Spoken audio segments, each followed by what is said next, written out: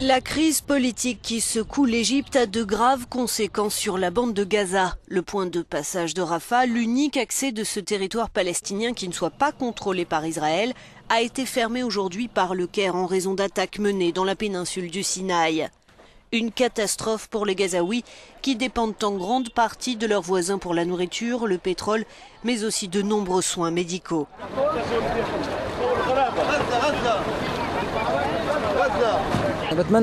J'espère que notre peuple n'est pas tenu responsable des problèmes politiques en Égypte parce que c'est notre unique voie de sortie de Gaza, explique ce voyageur.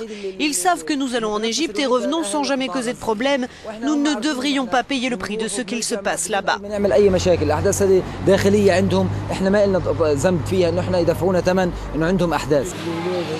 Les civils ne sont pas les seuls à subir les conséquences de la crise égyptienne. Le Hamas au pouvoir dans la bande de Gaza risque fort d'en pâtir, comme l'explique cet analyste. Le Hamas subira les conséquences de ces développements politiques en Égypte, dit-il. Le Hamas fait partie de l'organisation des frères musulmans. Il a entretenu une relation très forte avec les frères musulmans et a coopéré cette année avec le président Morsi.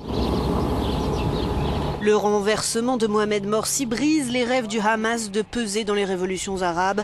Les islamistes ont perdu un allié de poids et certains de ces cadres tentent déjà de se rapprocher de l'opposition égyptienne.